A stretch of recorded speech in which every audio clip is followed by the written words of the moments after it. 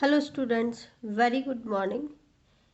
आज हम स्टडी करेंगे प्रिजर्वेशन ऑफ फूड कि हम बैक्टीरिया को कैसे फूड को कैसे बैक्टीरियल कंटामिनेशन से प्रोटेक्ट करेंगे।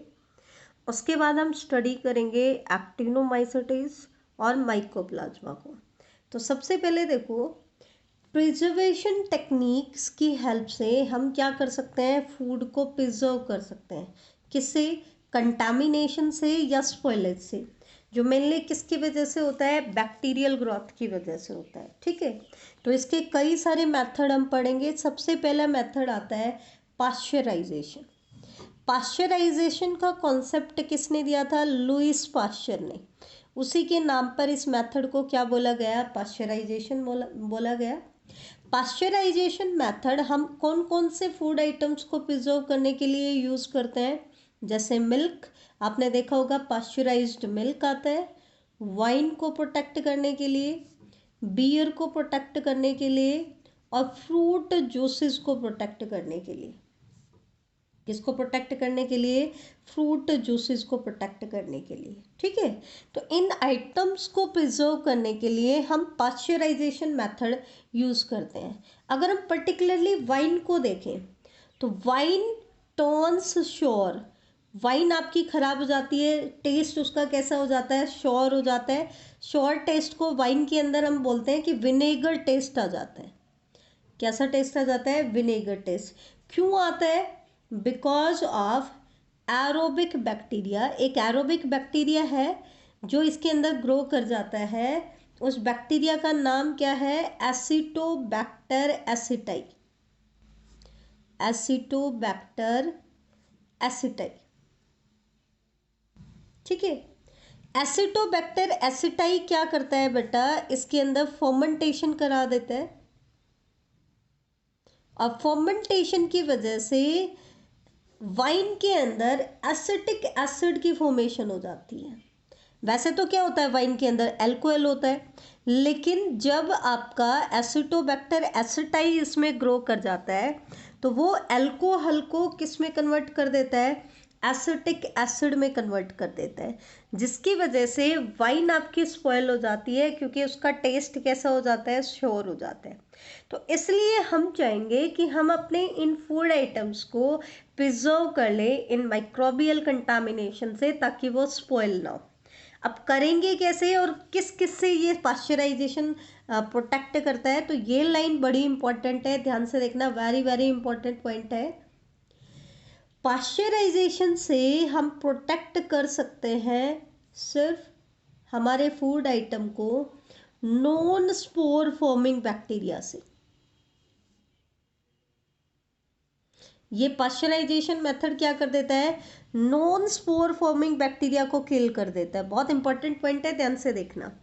मतलब ऐसे बैक्टीरिया जो स्पोर की फॉर्मेशन नहीं करते हैं उनको डिस्ट्रॉय करता है।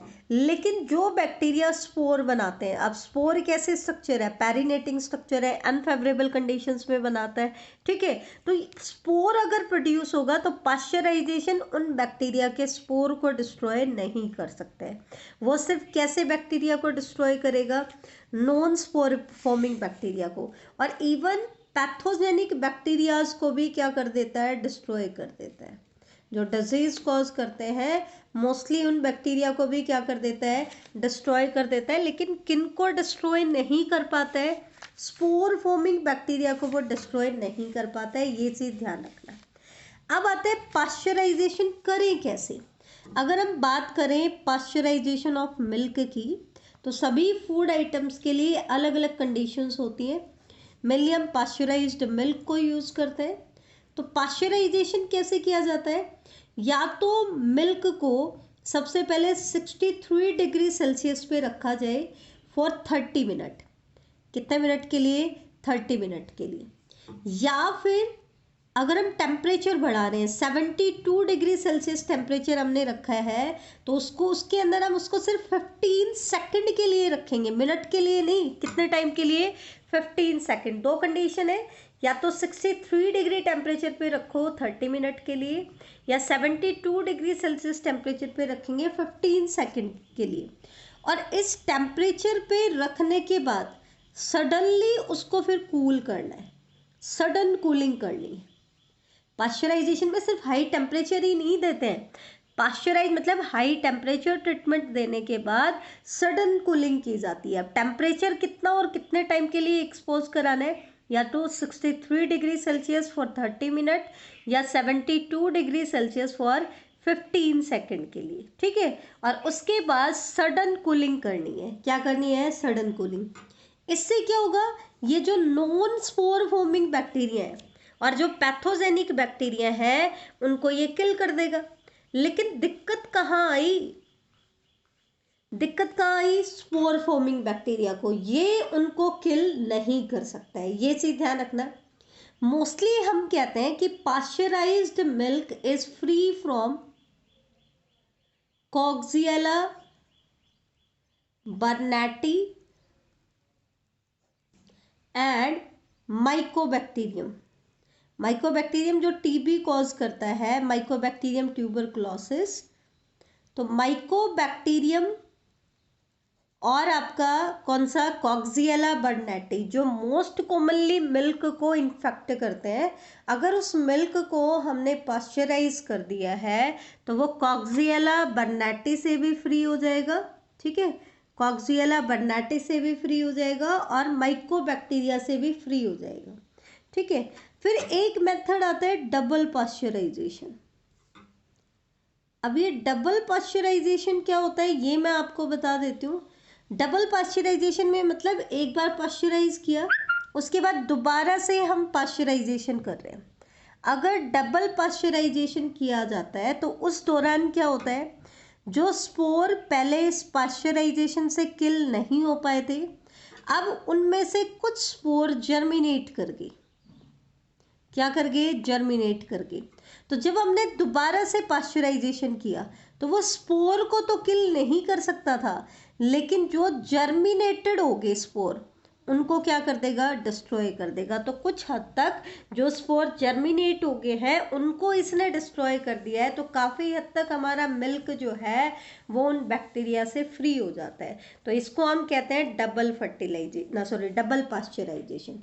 तो डबल पाश्चराइजेशन क्या करता है? फर्दर हमारी मिल्क की क्वालिटी को इम्प्रूव कर देता है, क्योंकि जो स्पोर पहले बच गए थे उनमें से भी कुछ स्पोर जर्मिनेट हो गए, तो इसने उनको भी क्या कर दिया?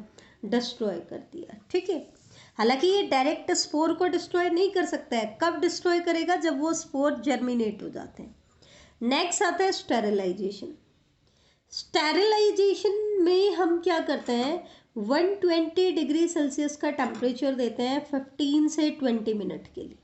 टेम्परेचर की रेंज ध्यान रखना और कितने ड्यूरेशन के लिए देते हैं ये भी ध्यान रखना। स्टेरिलाइजेशन में क्योंकि बहुत हाई टेम्परेचर है तो ये सभी लिविंग ऑर्गेनिज्म को किल कर देते हैं। All living organisms are killed. जबकि पाश्चराइजेशन में स्पोर प्रोड्यूसिंग बैक्टीरिया किल नहीं हो रहे थे, ये चीज़ ध्यान रखना। लेकिन ये सबको किल कर देगा, जो भी फंगाई है, जो भी बैक्टीरिया है, ठीक है। वायरसेस को भी किल कर देगा, स्पोर फोम को भी डिस्ट्रॉय कर देता है। ध्यान रखना, स्टेरिलाइजेशन मेथड से हम स्पोर फोम को भी डिस्ट्रॉय कर सकते हैं। और even unicellular eukaryote, for example Plasmodium, जैसे कि प्लाज्मोडियम, उसको भी किल कर देते हैं, ठीक है। लेकिन बेटा हम सभी फूड आइटम्स को स्टेरिलाइज नहीं कर सकते हैं, और डिपेंड करता है, कुछ आइटम्स को हम स्टेरिलाइज कर सकते हैं, कुछ को नहीं कर सकते, क्योंकि बहुत हाई टेम्परेचर है, ठीक है। तो 120 डिग्री सेल्सियस पे 15 से 20 मिनट के लिए रखा जाता है। अगर हम उन फूड आइटम्स को स्टेरिलाइज कर सकते हैं तो सबसे बेटर मेथड क्या होता है? स्टेरिलाइजेशन, क्योंकि ये सभी लिविंग ऑर्गेनिजम्स को किल कर देता है। नेक्स्ट मेथड आता है लो टेम्परेचर ट्रीटमेंट हम दे दें। तो आपको पता ही है, हम घर में फ्रिज यूज़ करते हैं तो उसमें लो टेम्परेचर होता है, ठीक है। तो लो टेम्परेचर में जो बैक्टीरिया होते हैं वो मेटाबॉलिकली इनएक्टिव हो जाते हैं। क्या हो जाते हैं? मेटाबॉलिकली इनएक्टिव हो जाते हैं। तो कुछ हद तक लो टेम्परेचर जो है वो बैक्टीरिया के नंबर को फूड आइटम्स में रिड्यूस कर देते हैं। उसके नंबर को रिड्यूस रखता है, बहुत ज़्यादा उनको ग्रोथ नहीं करने देता है। ठीक है, तो ये आ गया आपका लो टेम्परेचर ट्रीटमेंट। अब आता है नेक्स्ट मेथड, फ्रीजिंग। हम लो टेम्परेचर नहीं, फ्रीजिंग हम दे देते हैं। तो फ्रीजिंग में तो क्या होता है, उसमें तो मेटाबॉलिकली इनएक्टिव हुआ है, लेकिन फ्रीजिंग जो है वो क्या करता है, इट बैक्टीरिया जो है, अगर फ्रीजिंग वाले फूड आइटम्स में बैक्टीरिया है तो it completely inactivate bacterial growth. Bacteria completely inactive हो जाते हैं, जिसकी वजह से बैक्टीरियल ग्रोथ स्टॉप हो जाती है। जबकि लो टेम्परेचर में रिड्यूस होता है, बिल्कुल स्टॉप नहीं होती है, लेकिन फ्रीजिंग क्या करता है, बैक्टीरियल ग्रोथ को बिल्कुल स्टॉप कर देता है।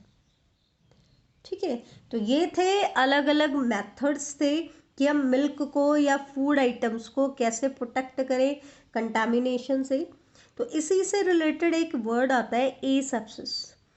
आप बहुत बार पढ़ते होंगे, एसेप्टिक कंडीशंस को हम मेंटेन करें, एसेप्टिक कंडीशंस को हम मेंटेन करें। ठीक है, तो स्टेरिलाइज करना अलग चीज़ है, और एसेप्सिस का मतलब क्या होता है, ए मतलब विदाउट। तो asepsis is a state of being free from disease causing microorganism, disease causing microorganisms, कि हम अपने जो भी पर्टिकुलर थिंग है उसको माइक्रो ऑर्गेनिज्म से बिल्कुल फ्री कर दें, डिजीज कॉजिंग माइक्रो ऑर्गेनिज्म से फ्री कर दें। डिजीज कॉजिंग मतलब कोई भी अनवांटेड माइक्रो ऑर्गेनिज्म वहाँ पे नहीं है, जिसको हम ग्रो कराना चाहते हैं सिर्फ वो तो है, लेकिन अनवांटेड ऑर्गेनिजम्स कोई भी नहीं है। या अदर टर्म्स में अगर हम बोले तो it is the exclusion of bacteria and other micro organisms typically during surgery. Mainly aseptic condition कब मेंटेन की जाती है, सर्जरी के दौरान। जैसे डॉक्टर सर्जरी करता है तो वहाँ पे एसेप्टिक कंडीशंस को मेंटेन किया जाता है। सेल्स को डिस्ट्रॉय नहीं, ह्यूमन की बॉडी की सेल्स को डिस्ट्रॉय नहीं करते हैं हम, उस एरिया को या उस पार्ट को बिल्कुल माइक्रोब से फ्री कर देते हैं। ठीक है, कोई भी अनवांटेड ऑर्गेनिज्म वहाँ पे नहीं होता है, तो इस कंडीशन को हम क्या कहते हैं, एसेप्सिस कहते हैं। ठीक है बेटा, तो ये है हमारा कौन सा टॉपिक कि हम अपने फूड आइटम्स को कैसे प्रिजर्व करें। ठीक है, छोटा सा पार्ट था। अब कुछ छोटे छोटे दो टॉपिक और हैं। नेक्स्ट आता है एक्टिनोमाइसिटीज। तो बेटा ध्यान रखना, ये आपके एकेडमिक सिलेबस में तो नहीं है, लेकिन नीट के एग्जाम्स के लिए आपको इसकी प्रिपरेशन करनी पड़ेगी। छोटा सा है, ज़्यादा नहीं है। एक्टिनोमाइसिटीज के मेंबर को कॉमनली रे फंगाई भी कहा जाता है। क्या कहा जाता है, रे फंगाई। फंगाई वर्ड लगा है, लेकिन ये फंगाई नहीं है, ये मोनेरा किंगडम का मेंबर है। क्यों कहते हैं वो भी मैं बताऊंगी। और दूसरा, इन्हीं को हम फिलामेंटस बैक्टीरिया भी कहते हैं। कॉमनली इनको क्या कहा जाता है, फिलामेंटस बैक्टीरिया भी कहा जाता है। ठीक है, एक्चुअल में क्या था, एक्टिनोमाइसिटीज को पहले मतलब प्रीवियसली इनको फंगाई में इंक्लूड किया गया था। किसमें इंक्लूड किया गया था, फंगाई में। क्यों, क्योंकि जब कल्चर मीडिया में इनको ग्रो कराया गया तो ये ऐसे रेडिएटिंग कॉलोनी बना रहे थे, जैसे कि हमारे फंगाई बनाते हैं। कौन बनाते हैं, फंगाई बनाते हैं। ठीक है, और इनके अंदर कॉनिडिया की फॉर्मेशन भी होती है। कॉनिडिया जो होते हैं स्पेशल टाइप के स्पोर्स होते हैं, जो मोस्टली फंगाई आपके बनाते हैं। तो ये इनकी अपीयरेंस बिल्कुल फंगाई की तरह थी, उनकी तरह ये रेडिएटिंग कॉलोनीज बना रहे थे और कॉनिडिया की फॉर्मेशन कर रहे थे। इसलिए इनको प्रीवियसली किस में रख दिया गया, फंगाई में। लेकिन जैसे जैसे एडवांसमेंट आई टेक्नोलॉजीज में, ये एहसास हुआ कि ये फंगाई के अंदर तो यूकैरियोटिक ऑर्गेनिज्म आते हैं और ये कैसे हैं, प्रोकैरियोटिक है। तो फिर इनको वहाँ से उठा करके किस में इंक्लूड कर लिया गया बेटा, मोनेरा किंगडम में। ठीक है बेटा, इसीलिए इसको हमने क्या कहा, फिलामेंटस बैक्टीरिया भी बोला, या फिर इनको हम माइसीलियल बैक्टीरिया भी बोल सकते हैं। बेटा माइसीलियम वर्ड एक्चुअल में फंगाई के लिए हम यूज़ करते हैं जिसमें एक नेटवर्क बना लेता है, एक ब्रांच्ड फिलामेंट बन जाता है, एसेप्टेड ब्रांच्ड फिलामेंट, तो उसको हम माइसीलियम कहते हैं। तो क्योंकि इनकी अपीयरेंस फंगाई के जैसी ही है तो इनको हम फिलामेंटस या माइसीलियल बैक्टीरिया भी बोलते हैं। ठीक है, अगर हम बात करें इनकी हैबिटेट की कि ये कहाँ मिलते हैं, कैसी हैबिटेट में मिलते हैं, तो ये ज़्यादातर सोइल के अंदर पाए जाते हैं। इनकी सेल वॉल की अगर हम बात करें तो ध्यान रखना, जो ये इंपॉर्टेंट पॉइंट है इसका, एक्टिनोमाइसेटिस के जो भी मेंबर हैं उनकी वॉल के अंदर माइकोलिक एसिड मिलता है। क्या मिलता है? Mycolic acid. माइकोलिक एसिड क्या होता है? It is long chain fatty acid. Mycolic acid क्या होता है? लॉन्ग चेन फैटी एसिड होता है। ठीक है, जैसे कि एग्जांपल अगर हम ले लें तो नोकार्डिया एक बार एग्जाम में पूछा गया नीट एग्जाम्स में कि नोकार्डिया और माइकोबैक्टीरिया की सेल वॉल किस में रिच होती है। तो बेटा नोकार्डिया और माइकोबैक्टीरिया ये दोनों के दोनों एक्टिनोमाइसेटिस के एग्जाम्पल हैं। तो इनकी वॉल किस में रिच होगी? माइकोलिक एसिड में रिच होगी।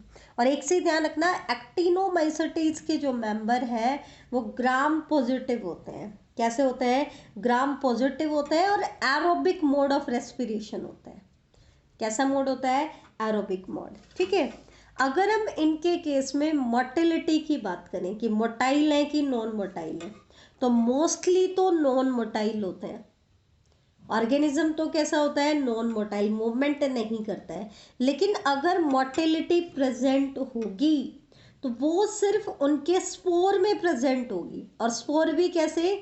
जो स्पोर फ्लैजिलेटेड होंगे सिर्फ वही मोटाइल होंगे। उनके अलावा ऑर्गेनिज्म की अगर हम बात करें तो वो तो हमेशा नॉन मोटाइल होगा, लेकिन उनके स्पोर में भी फ्लैजिलेटेड और में भी नॉन फ्लैजिलेटेड। तो अगर मोटिलिटी प्रेजेंट भी होगी तो वो सिर्फ फ्लैजिलेटेड स्पोर तक ही कॉन्फाइंड रहेगी।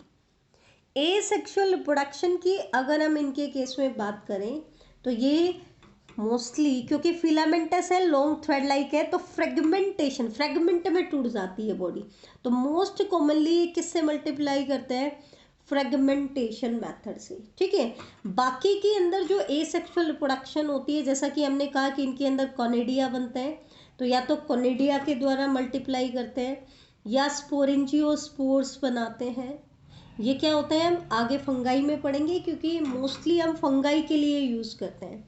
या फिर एर्थ्रोस्पोर्स बनाते हैं, या फिर हम कह देते हैं कि ओइडिया स्पोर्स बनाते हैं। ये अलग अलग टाइप के स्पोर्स हैं जो मेनली हम फंगाई के केस में यूज़ करते हैं। तो या तो ये फ्रेगमेंटेशन से मल्टीप्लाई करते हैं, नहीं तो फिर किससे मल्टीप्लाई करेंगे बेटा? एंड डिफरेंट एसेक्सुअल स्ट्रक्चर से मल्टीप्लाई करेंगे। ठीक है, नेक्स्ट हम बात करें इनके केस में मोड ऑफ न्यूट्रिशन की। मोड ऑफ न्यूट्रिशन की अगर हम बात करें तो एक्टिनोमाइसेटिस जो होते हैं, पहली चीज तो ये नॉन पैथोजेनिक होते हैं। ठीक है, डिजीज कॉज नहीं करते हैं। दूसरी चीज, मोड ऑफ न्यूट्रिशन की बात करें तो सैप्रोफिटिक मोड ऑफ न्यूट्रिशन होता है, सैप्रोफाइट का काम करते हैं। और सैप्रोफाइट में मेनली ये इंपॉर्टेंट कंपोनेंट होते हैं किसके? डीकम्पोजर्स के। ये डीकम्पोजर का काम करते हैं, कॉम्प्लेक्स ऑर्गेनिक फूड को डीकम्पोज करते हैं। इसके एग्जाम्पल क्या है? जैसे कि एक्टिनोमाइसिस, स्ट्रेप्टोमाइसिस, माइकोबैक्टीरिया हमने बताया, नोकार्डिया हमने बताया। ठीक है, और आपका फ्रेंकिया जो नॉन लेग्यूमिनस प्लांट के साथ सिम्बायोटिक एसोसिएशन करता है, वो भी आपका एक्टिनोमाइसेटिस का एग्जाम्पल है। और बेटा जैसे जब बारिश आती है ना, बारिश आती है तो मिट्टी की एक ऑर्डर आती है, एक स्मेल आती है, मिट्टी की खुशबू हम बोलते हैं। तो वो किसकी वजह से आती है? वो एक केमिकल की वजह से आती है जिसको हम कहते हैं जियोस्मिन। और जियोस्मिन कौन प्रोड्यूस करता है? ये एक वॉलेटाइल सब्सटेंस है, गैसियस सब्सटेंस है, इसलिए रिलीज होता है। तो इसकी स्मेल हमें फील होती है, ये भी स्ट्रेप्टोमाइसिस के मेंबर सिक्रीट करते हैं। जब बारिश आती है ना रेनी सीजन में, तो जब मिट्टी जब गिल्ली होती है तो उस दौरान एक खुशबू आती है, मिट्टी की खुशबू आती है, ठीक है। तो वो किस वजह से आती है? जियोस्मिन की वजह से। और जियोस्मिन एक वोलेटाइल सब्सटेंस है जिसकी प्रोडक्शन कौन करता है? स्ट्रेप्टोमाइसिस के मेंबर, जो कि आपके एक्टिनोमाइसिटीज के मेंबर हैं, ठीक है। और एक चीज और ध्यान रखना, वैसे तो हमने कहा फर्स्ट एंटीबायोटिक हमें किससे मिली है? पेनिसिलियम से, ठीक है। लेकिन जो एंटीबायोटिक हमें बैक्टीरिया से मिलती हैं, वो एंटीबायोटिक मोस्टली हमें एक्टिनोमाइसिटीज के मेंबर से मिलती हैं। और एक्टिनोमाइसिटीज में भी 70% एंटीबायोटिक जो हमें बैक्टीरिया से मिलती हैं वो स्ट्रेप्टोमाइसिस जीनस से मिलती हैं। किससे मिलती हैं? स्ट्रेप्टोमाइसिस जीनस से। ये याद रखना इंपॉर्टेंट है, ठीक है, ठीक है। फ्रैंकिया हमने बता ही दिया कि ये नॉन लेग्यूमिनस प्लांट के रूट नोड्यूल्स के अंदर सिम्बायोटिक एसोसिएशन करता है, जैसे कि हमने बताया था रूबस, एलनस, मायरिका, कैशवरिना, इनके साथ सिम्बायोटिक एसोसिएशन करता है। एक और एग्जाम्पल हमने पढ़ा था बैगियाटोआ, सल्फर बैक्टीरिया के अंदर बैगियाटोआ, ठीक है। ये भी एक्टिनोमाइसिटीज का मेंबर है। और सबसे इंपॉर्टेंट चीज ध्यान रखना, एक्टिनोमाइसिटीज को कनेक्टिंग लिंक माना जाता है। किस किस के बीच में? बैक्टीरिया एंड फंगाई के बीच में। क्यों माना जाता है इसको इसके बीच में लिंक? क्योंकि है तो ये मोनेरा का मेंबर, लेकिन इसकी अपीयरेंस किसके जैसी है? फंगाई के जैसी। और उनकी तरह ही इनके अंदर एसेक्सुअल स्पोर कोनिडिया भी बनते हैं, ठीक है। तो ये बैक्टीरिया और फंगाई के बीच में एक कनेक्टिंग लिंक का काम करता है। किसका काम करता है? कनेक्टिंग लिंक का, ठीक है। अब ये तो था एक्टिनोमाइसिटीज के बारे में। अब एक छोटा सा नेक्स्ट ग्रुप भी आता है, माइकोबैक्टीरियम, ना सॉरी माइकोप्लाज्मा। माइकोप्लाज्मा इंपॉर्टेंट है, एनसीईआरटी ने भी दिया है। तो माइकोप्लाज्मा में हमने पहले ही पढ़ चुके हैं कि ये ग्राम पॉजिटिव हो ना सॉरी ग्राम नेगेटिव होते हैं, जबकि बेटा आपका एक्टिनोमाइसिटीज कैसा था? ग्राम पॉजिटिव था। ये कैसा है? ग्राम नेगेटिव है। तो एक्चुअल में क्या होती है? Mycoplasma are the true cells. हम कहते हैं कि ये कैसे सेल्स हैं? ट्रू सेल्स हैं। दूसरा पॉइंट एनसीईआरटी ने इसके बारे में क्या दिया था? They can survive without oxygen, कि ये ऐसे ऑर्गेनिज्म है जो विदाउट ऑक्सीजन सर्वाइव कर सकते हैं। मतलब बेटा एक्चुअल में इनके अंदर देखा जाए तो इनके अंदर फैकल्टेटिव एनारोबिक मोड ऑफ ये होता है इनके अंदर। मतलब है तो ये एरोबिक, लेकिन अगर ऑक्सीजन एब्सेंट हो जाए तो ये एनारोबिक मोड करना शुरू कर देते हैं। तो इसका मतलब ये ऑक्सीजन की एब्सेंस में भी सर्वाइव कर जाते हैं। ऑक्सीजन की प्रेजेंस में तो करते ही करते हैं, लेकिन ऑक्सीजन की एब्सेंस में भी क्या कर जाते हैं? सर्वाइव कर जाते हैं। इनको एक क्लास के अंदर रखा गया है माइकोप्लाज्मा को, और इनकी क्लास का नाम क्या है? मॉलिक्यूल्स, ठीक है। ये चीज ध्यान रखना। साइज की अगर हम बात करें तो एनसीईआरटी ने क्या कहा है? माइकोप्लाज्मा के member simplest and smallest free living prokaryotes हैं। सबसे छोटे लेकिन सबसे स्मॉल फ्री लिविंग ऑर्गेनिज्म अगर आपसे पूछ ले तो वो कौन से होते हैं? माइकोप्लाज्मा। बेटा साइज में छोटा तो और भी कोई मिल सकता है, लेकिन सबसे मेन चीज क्या है? सबसे सिंपल है क्योंकि प्रोकैरियोटिक है, सबसे छोटा है और साथ में फ्री लिविंग एग्जिस्टेंस शो कर रहा है। इसका साइज मोस्टली कितना होता है? 0.1 से 0.15 माइक्रोमीटर होता है। जो बैक्टीरिया हमने पढ़े ना, मेन ग्रुप जो पढ़ा है, ये उससे भी छोटे होते हैं, ठीक है। क्यों? क्योंकि जो बैक्टीरिया प्रूफ फिल्टर होते हैं, बैक्टीरिया प्रूफ फिल्टर मतलब जिस फिल्टर में से बैक्टीरिया पास नहीं हो पाते हैं, क्योंकि बैक्टीरिया का साइज उस फिल्टर के पोर साइज से बड़ा होता है। लेकिन इस बैक्टीरिया प्रूफ फिल्टर से आपके माइकोप्लाज्मा पास आउट हो जाते हैं। तो क्यों पास आउट हो जाते हैं? क्योंकि इनका साइज बैक्टीरिया से भी क्या होता है? छोटा होता है, ठीक है। नेक्स्ट हम अगर इनकी डिस्कवरी की बात करें तो they are discovered by they are discovered by Nocard and Roux. Nocard and Roux scientist ने इनको डिस्कवर किया था 1898 में। कहाँ से डिस्कवर किया था? From the pleural fluid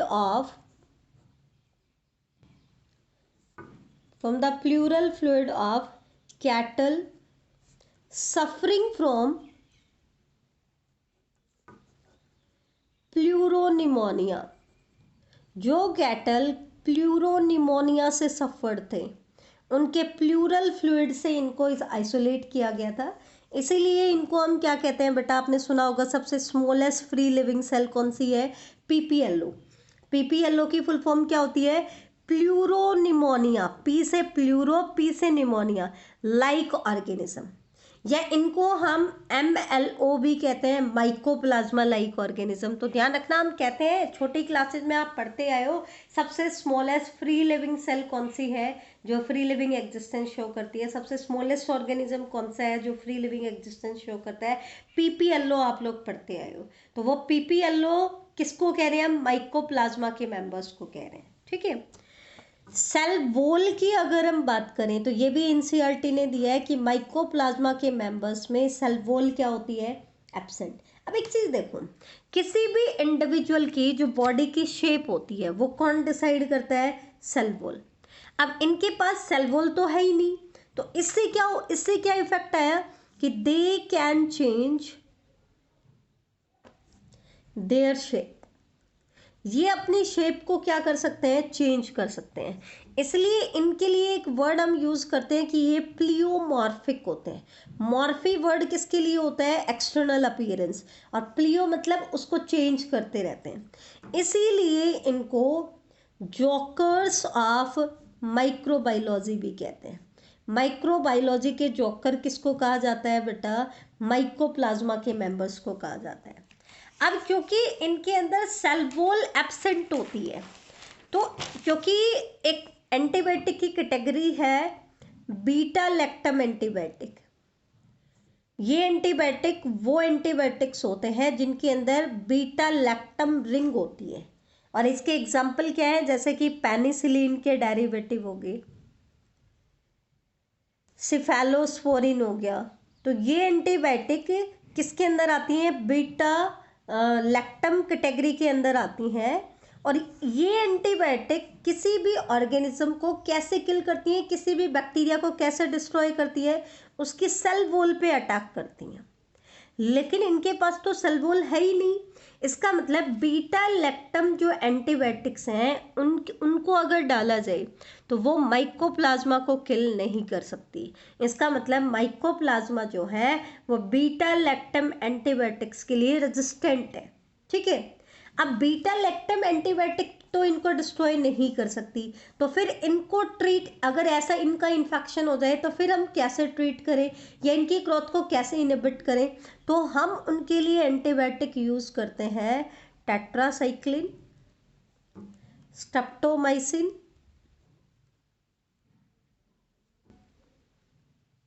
and chloramphenicol. Cephalosporin, penicillin ये तो बीटा लैक्टम एंटीबायोटिक है, ये तो इनके अगेंस्ट इफेक्टिव है ही नहीं। ठीक है। क्लोरमफेनिकोल, तो इनसे इनके इन्फेक्शन को ट्रीट किया जाता है। अब इनमें सेल वॉल तो है नहीं, तो इसका मतलब आउटर कवरिंग जो होगी इनकी, वो आउटर कवरिंग क्या होगी बेटा? प्लाज्मा मेम्ब्रेन होगी। आउटर कवरिंग क्या होगी इनकी? प्लाज्मा मेम्ब्रेन होगी। तो ये हमने दिखा दी है इसकी प्लाज्मा मेम्ब्रेन।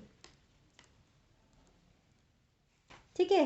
और प्लाज्मा मेम्ब्रेन की कंपोजिशन की अगर हम बात करें तो प्लाज्मा मेम्ब्रेन कोलेस्ट्रॉल में रिच होती है। ठीक है। बाकी लिपिड्स भी प्रेजेंट होते हैं और प्रोटीन्स भी प्रेजेंट होते हैं। ध्यान रखना, वैसे तो हम मोस्टली कहते हैं फॉस्फोलिपिड की बनी हुई होती है प्लाज्मा मेम्ब्रेन, लेकिन इनकी जो प्लाज्मा मेम्ब्रेन है वो कोलेस्ट्रॉल में रिच है, लिपिड्स में रिच है और प्रोटीन्स में रिच है। ठीक है। माइकोप्लाज्मा के जो मेंबर्स होते हैं वो मोस्टली नॉन मोटाइल होते हैं, मूवमेंट नहीं कर सकते हैं। ठीक है। मेम्ब्रेन बाउंडेड ऑर्गेनेलीज इनमें एब्सेंट होती हैं क्योंकि प्रोकैरियोटिक है, तो मेम्ब्रेन बाउंडेड ऑर्गेनेलीज क्या होंगी, एब्सेंट होंगी। और इवन मेम्ब्रेन बाउंडेड ऑर्गेनेलीज ही नहीं, इनके केस में तो मीजोसोम भी एब्सेंट होती है। क्या एब्सेंट होती है बेटा, मीजोसोम भी क्या होती है, एब्सेंट। जबकि बाकी की जो मोनेरा के मेंबर्स हैं उनमें मीजोसोम जो कि माइटोकॉन्ड्रिया लाइक स्ट्रक्चर है वो प्रेजेंट होती है। ये है इनका न्यूक्लियोइड। अब न्यूक्लियोइड इनके केस में कैसे है ये मैं आपको बता दूं।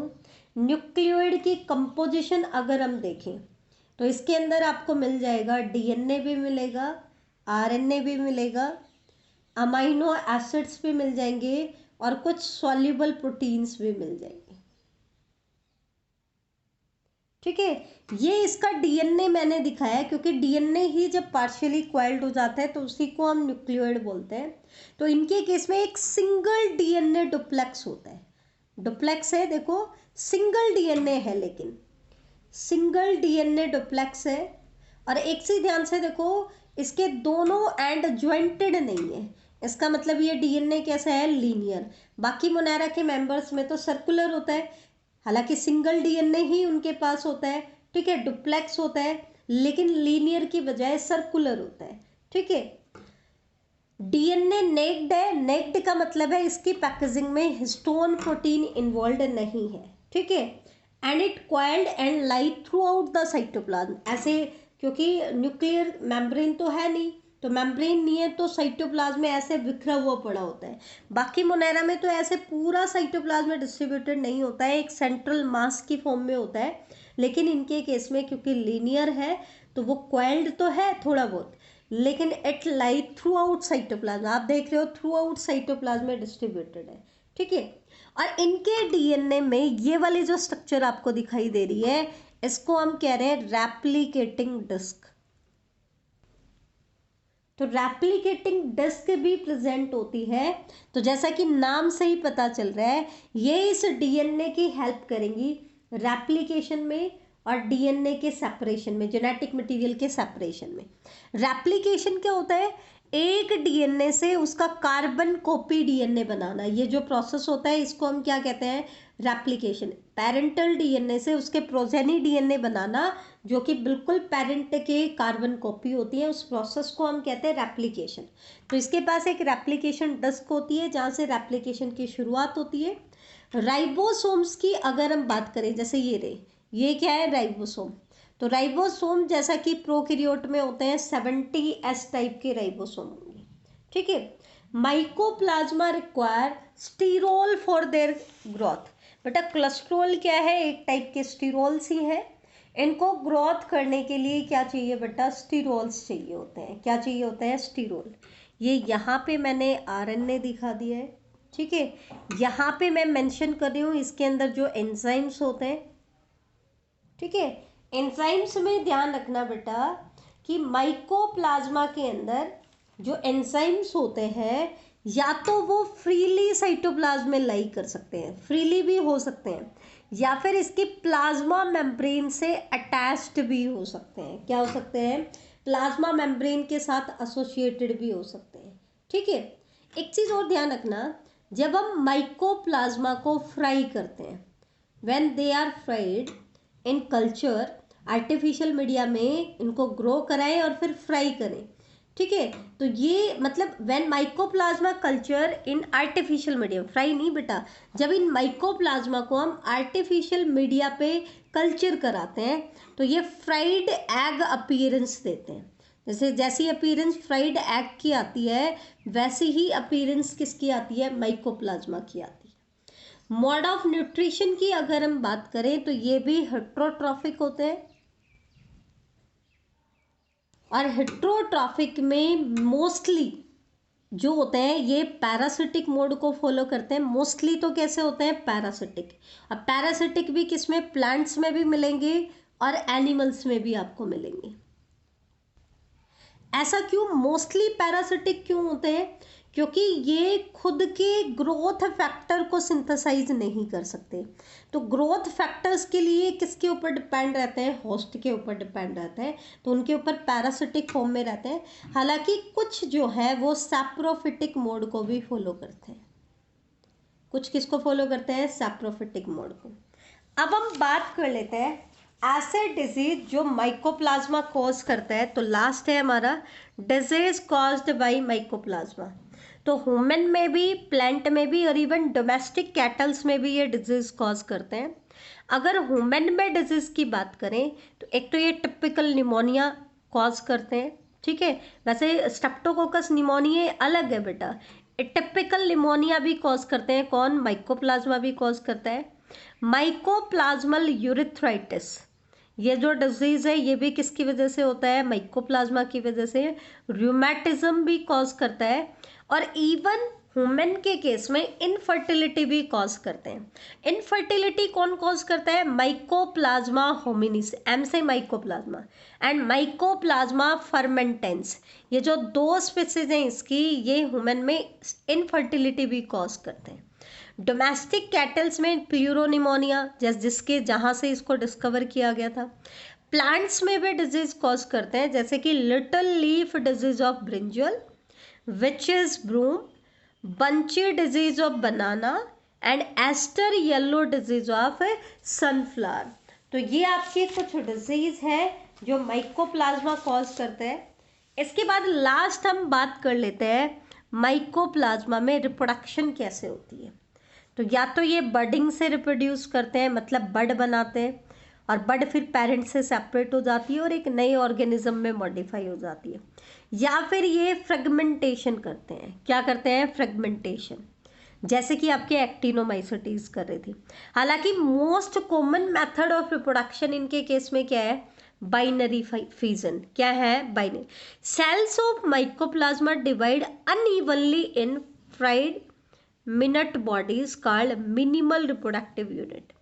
जो माइकोप्लाज्मा की सेल्स हैं वो अनइवनली डिवाइड हो जाती है, और अनइवनली जो डिवाइड होती हैं तो उन स्ट्रक्चर्स को हम क्या कहते हैं, फ्राइड मिनट बॉडीज, जिनको मिनिमल रिप्रोडक्टिव यूनिट भी कहा जाता है। ये चीज़ आप ध्यान रख लेना, ठीक है। तो ये था बेटा हमारा किसके बारे में, माइकोप्लाज्मा के बारे में। तो आज हमने डिस्कस किया पाश्चराइजेशन, मतलब अलग अलग मेथड हमने पढ़े, फूड को प्रिजर्व कैसे किया जाए। उसके बाद हमने एक्टिनोमाइसीटीज पढ़ा, और लास्टली हमने माइकोप्लाज्मा को डिस्कस किया। थैंक यू बेटा।